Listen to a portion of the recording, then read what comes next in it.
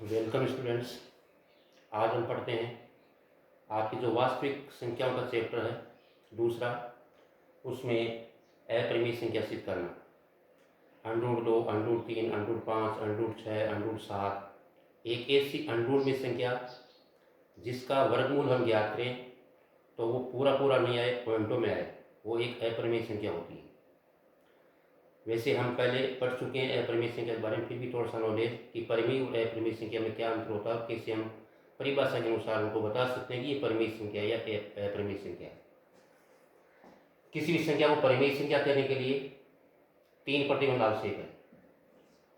Number 1, जिस संख्या को P/Q रूप में लिखा जा सकता हो या व्यक्त किया जा सकता हो, जहां P व Q दोनों पूर्णांक होने चाहिए और Q का मान 0 नहीं होना चाहिए। एक ऐसी संख्या जिसको P/Q रूप में लिख सकते हैं, अंश बटे हर के रूप में लिख सकते हैं, भिन्न के रूप में लिख सकते हैं। दूसरा प्रतिबंध, P और Q अंश और हर दोनों पूर्णांक होने चाहिए, Q का मान 0 नहीं होना चाहिए, यहाँ बटे का मान कभी 0 नहीं होना चाहिए। ये तीनों प्रतिबंध जिस संख्या पर लागू होते हैं उसे हम परिमेय संख्या कहेंगे, और तीनों में से कोई सा भी एक प्रतिबंध लागू नहीं हो उसको हम क्या कहेंगे, अपरिमेय संख्या कहेंगे। तो परिमेय संख्या की परिभाषा के अनुसार, जैसे हमें इस प्रश्न के अंदर सिद्ध करना है, यह आपके इस चैप्टर का इंपॉर्टेंट क्वेश्चन है 3 अंक के लिए, जो पीछे के सालों में बोर्ड एग्जाम में आया हुआ है। दर्शाइए कि अंडरूट 2 एक अपरिमेय संख्या है। अब यहाँ पर संख्या चेंज कर दी जाए, under root 3, under root 5, under root 7, under root 6, under root 11, under root 13, इस प्रकार से, जिसका पूरा पूरा वर्गमूल नहीं आए। तो सभी प्रश्नों का एक ही तरीका होगा, थोड़ा सा तरीके को ध्यान रखें किस प्रकार से ऐसी संख्या को हम एक अपरिमेय संख्या सिद्ध कर सकते हैं। तो सबसे पहले हमें दी गई संख्या को विपरीत मानकर चलना है। हम जानते हैं कि अंडरूट 2 एक अपरिमेय संख्या है, इसको हमें सिद्ध करना है, और हम जानते भी है परिभाषा के अनुसार कैसे। जैसे अंडरूट 2 है अपने पास, P/Q रूप में लिखें, बटे में 1 लगाया, पहला प्रतिबंध लागू हुआ। दूसरा प्रतिबंध क्या कहता है कि P और Q दोनों क्या होने चाहिए, पूर्णांक होने चाहिए। P का मान क्या है यहाँ पर, अंडरूट 2। अंडरूट 2 एक पूर्णांक नहीं है। पूर्णांक हम जानते हैं 0, 1, 2, 3, 4, 5 अनंत तक धनात्मक पूर्णांक, और पीछे -1, -2, -3, माइनस अनंत तक ऋणात्मक पूर्णांक। पूरी पूरी संख्या, पॉइंटों में मान नहीं, वो पूर्णांक कहलाते हैं, 0 सहित ऋणात्मक और धनात्मक।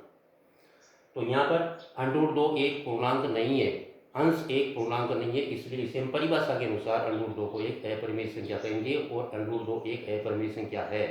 इसे हमें सिद्ध करना है, तो पहले हम उल्टा मान लेकर चलते हैं, विपरीत मान है तो अपरिमेय संख्या, लेकिन इसे हम यदि परिमेय संख्या मान लें, हम मान लेते हैं कि अंडरूट 2 अपरिमेय संख्या न होकर एक परिमेय संख्या है, तो सबसे पहले माना कि अंडरूट 2 एक परिमेय संख्या है।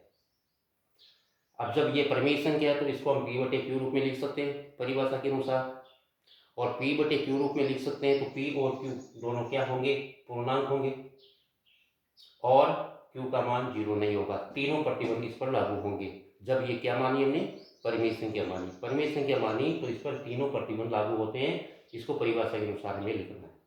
अब देखिए, यदि कोई अपने पास परिमेय संख्या होती है तो उसका अंश और हर का उभयनिष्ठ गुणनखंड हो सकता है। उभयनिष्ठ गुणनखंड अंश व हर में किसी भी एक संख्या का भाग जा सकता है। जैसे कोई भी हम एक परिमेय संख्या ले लें, जैसे 27 बटे, मान लीजिए हमने ले लिया 12, तो 27/12 P/Q रूप है। 27 और 12 दोनों पूर्णांक है, Q का मान 0 नहीं है, इसलिए एक परिमेय संख्या है। इन दोनों संख्याओं में किसका भाग जाता है, 3 का भाग जाता है। 3 का भाग 27 में भी जाता है और 12 में भी जाता है, तो 3 अंश और हर दोनों का क्या हुआ, उभयनिष्ठ गुणनखंड हुआ। 3 का भाग यदि हम 27 में दें 9 आ जाएगा, 3 का भाग यदि 12 में दें 4 आ जाएगा। क्या प्राप्त हुआ हमें, 9/4। तो 27 और 12 का उभयनिष्ठ गुणनखंड क्या हुआ, अंश व हर का उभयनिष्ठ गुणनखंड हुआ 3, जिसका भाग दोनों में गया। और अब हमें जो प्राप्त हुआ मान 9/4, वो 27/4 के समतुल्य मान है। तो अब जो ये संख्या प्राप्त हुई, क्या ये भी परिमेय संख्या है, बिल्कुल है। P/Q रूप है, अंश और हर दोनों पूर्णांक है, 9 और 4 दोनों पूर्णांक है, Q का मान 0 नहीं है, तो ये भी एक परिमेय संख्या। लेकिन अब ये जो हमें संख्या प्राप्त हुई, पी बटे क्यू रूप वाली जो संख्या चेंज होकर बदल कर, उसके बाद में इस संख्या की क्या विशेषता है, अंश और हर पूर्णांक तो है, लेकिन 9 और 4 दोनों सह अभाज्य संख्याएं हैं।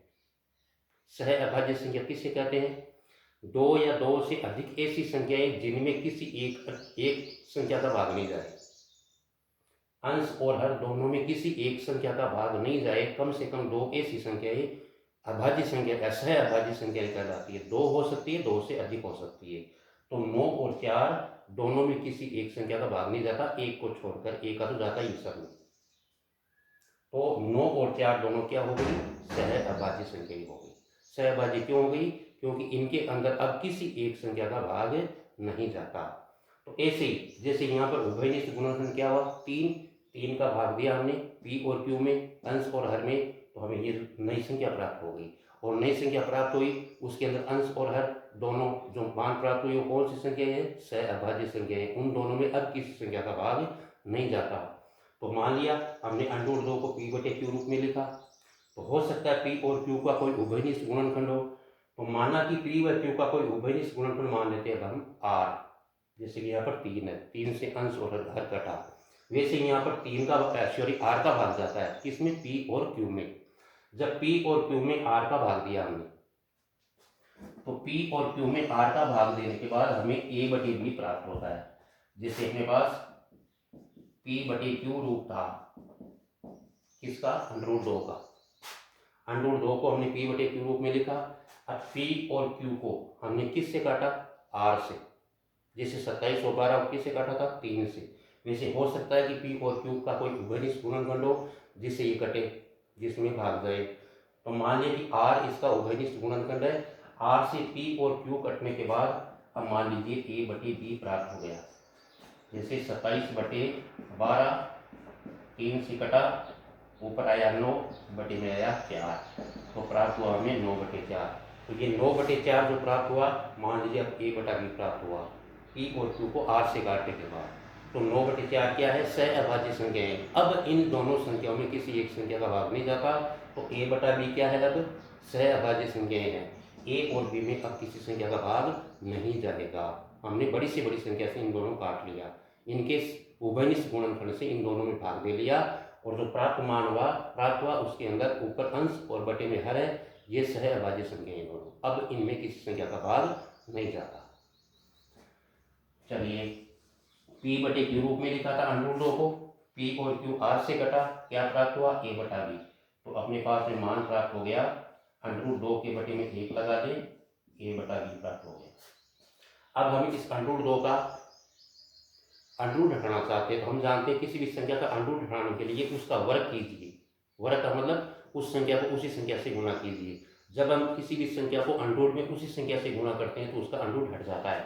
जैसे √2 का यदि √2 से गुणा करेंगे तो √4 आएगा, और 4 का वर्गमूल क्या होगा, 2। अगर हम √3 का √3 से गुणा करेंगे तो √9 आएगा, √9 का वर्गमूल होगा 3। ऐसे ही समान संख्या अंडरूट के अंदर और आपस में गुणा करें तो उसका अंडरूट हट जाता है, वही संख्या आ जाती है। तो हम √2 है उसका अंडरूट हटाना चाहते हैं, किससे गुणा करें, √2 से, मतलब वर्ग करें। तो यहाँ दोनों पक्षों का वर्ग करते हैं इसका अंडरूट हटाने के लिए। तो यहाँ क्या करेंगे, हम दोनों पक्षों का वर्ग करने पर, दोनों पक्षों का जैसे ही हम वर्ग करते हैं तो इधर √2 का वर्ग किया होल स्क्वायर, उधर ए बटे बी का वर्ग किया होल स्क्वायर।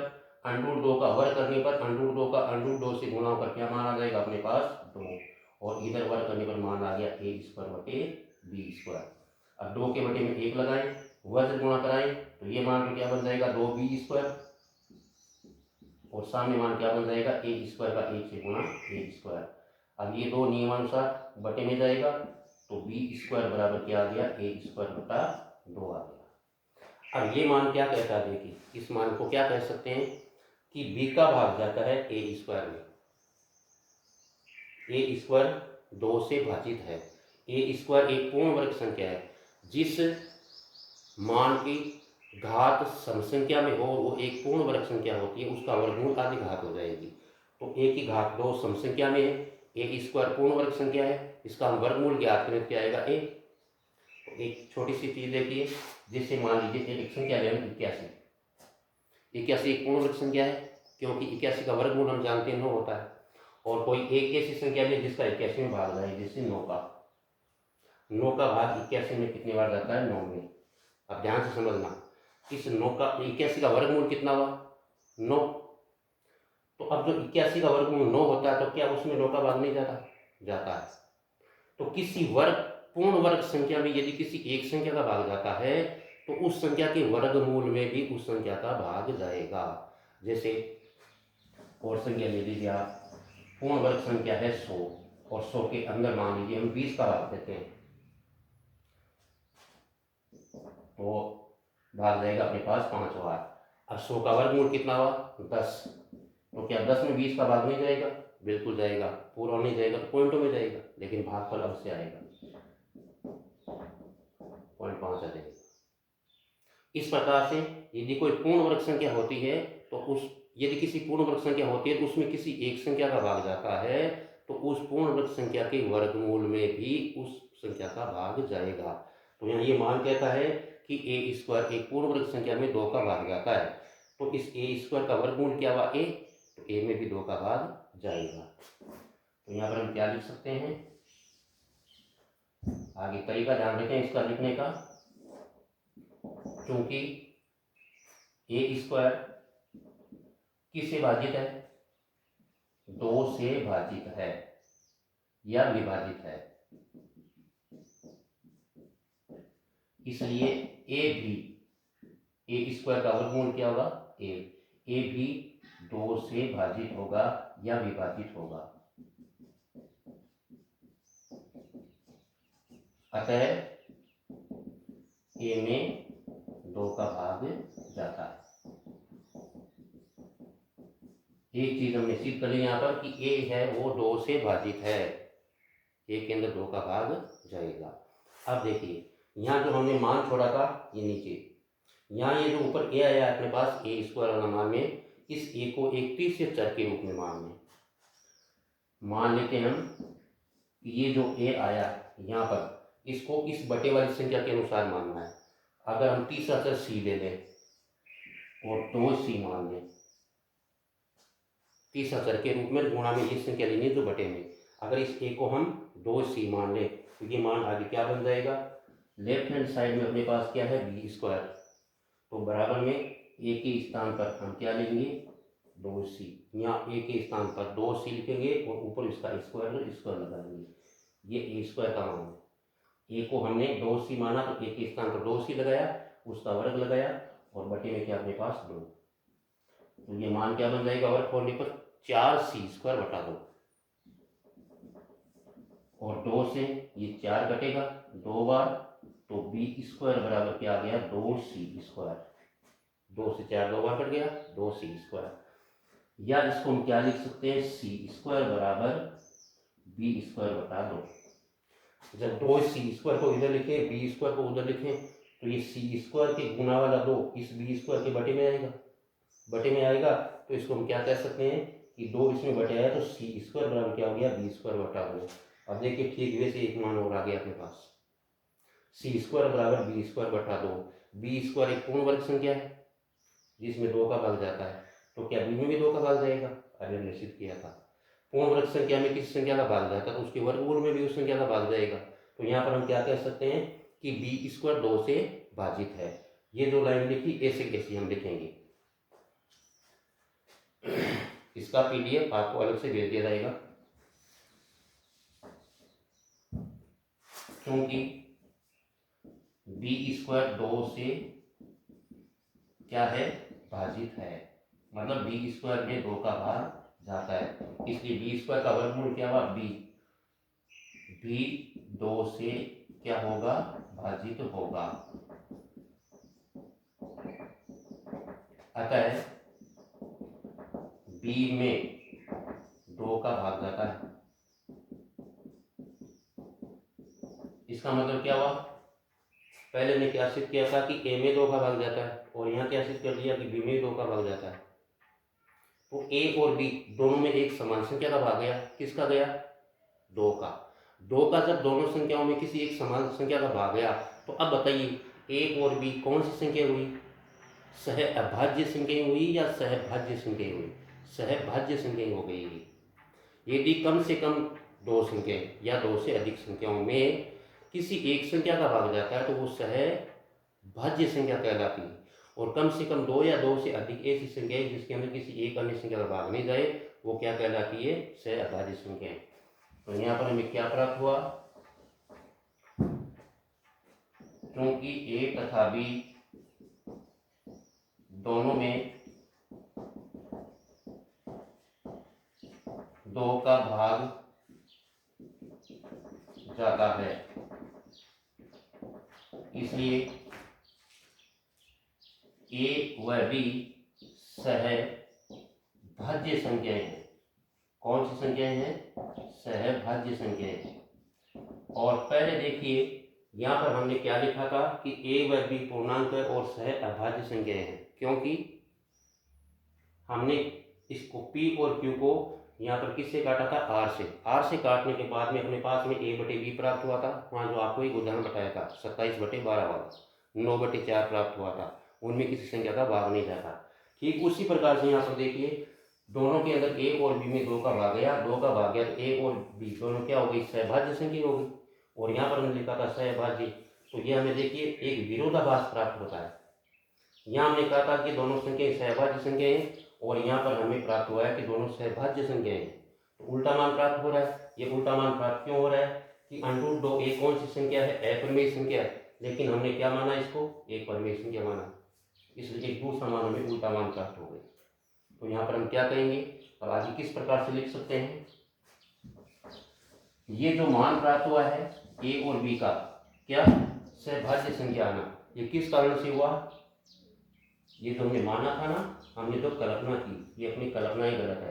क्या मानना, परिमेय संख्या मानना, ये है कौन सी, अपरिमेय संख्या। तो ये जो अपनी कल्पना थी उसकी वजह से हमें उल्टा मान प्राप्त होता है, गलत मान प्राप्त होता है। यह है क्योंकि हमारी कल्पना थी, हमारी कल्पना क्या थी कि ए व बी सहअभाज्य संख्याएं हैं।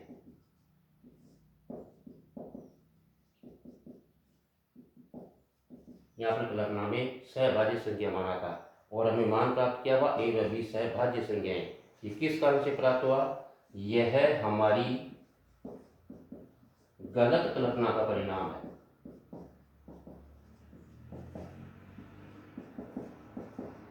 हमने जो कल्पना की थी वो गलत कल्पना की थी। गलत क्या की थी कि √2 है तो एक अपरिमेय संख्या, और उसको माना कि हमने परिमेय संख्या, परिमेय संख्या माना, उल्टा मान माना। तो यहाँ पर संख्या हमने कहा था कि सहभाज्य है, या प्राप्त हुई सहभाज्य संख्या, दोनों में विरोधाभास हो रहा है।